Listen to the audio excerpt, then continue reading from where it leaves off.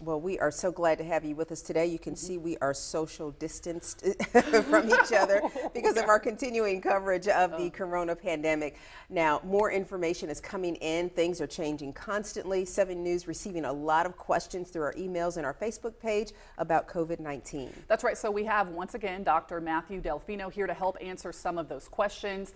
Great response last week when you were here with us, so thank you so much for coming back again with us.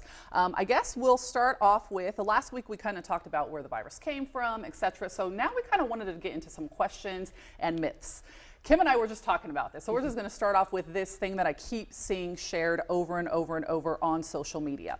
It's a meme and it's showing somebody gargling, and it says before coronavirus reaches the lungs, it remains in the throat for 4 days. So if you drink lots of water, gargle with warm water, salt and vinegar, this is going to stop the virus. Any truth to that?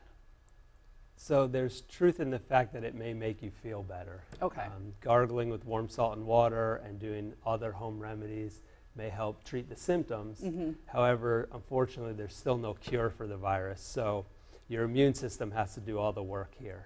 It's important to stay healthy and make sure that you're as fit as possible if you did contact the virus. Okay. And it's important to talk about the immune system staying strong. So talk about just some things that people can do to keep our immune system vibrant and the way it should be. Yes, so of course it's important to drink plenty of fluids, exercise, get sleep, and decrease your stress. It's important for people to remember to have a schedule during the day so that they're not constantly bombarded with news from the coronavirus. And to make sure that you spend time with loved ones while we have this opportunity to be home with them. You know, that brings me to something. Should we were talking about spending times with loved ones. Obviously, we're practicing social distancing. Should we be going to, say, friends' houses outside of our immediate family right now? Do you think that's an issue, I guess? Because it's like I kind of want to hang out with people, but I also kind of don't, you know? Yeah, I do understand that it can be tedious to be home alone for a long period of time, but it's very, very important to stay home right now. It is. Okay, okay, that's what I was actually wondering about that, so, okay. Yeah. Well, if someone tests positive and they're quarantined, what treatments, if any, would be given to them? Okay, so the treatments that you would receive would be focused on your symptoms. They would be things like ibuprofen or Tylenol to reduce your fever, medicines for cough, and other medicines to help with shortness of breath. And then you'd be spending a certain amount of time at home waiting for those symptoms to resolve.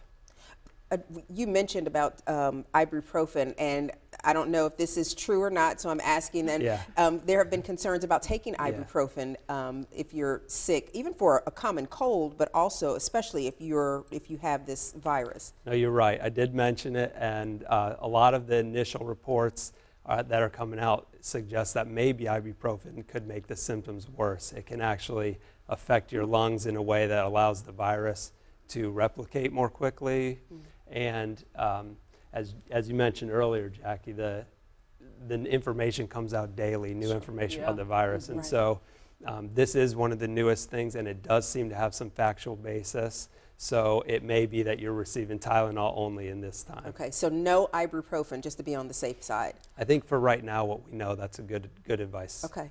The second part of Kim's question, because this was actually from a viewer named Barry Porter, was after you test positive in our quarantine, as we talked about, you guys talked about the treatment, ibuprofen doesn't work.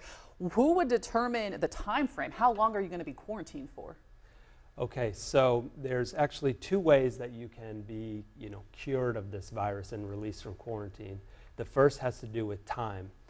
If you have been sick after having a fever, after 3 days of no fever and no cough or shortness of breath, and it's been 7 days since your symptoms started, then the quarantine can be over. A quick example would be if I contracted the virus and today I developed symptoms and Wednesday I felt better, then that would mean next Saturday I would be released from quarantine 7 days after everything started and 3 days after I felt better.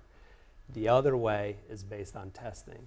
So if you develop symptoms of the virus, as soon as your symptoms go away, then you can receive a test for coronavirus, and if it's negative, repeated 1 day later, and if that test is negative, then you can be released.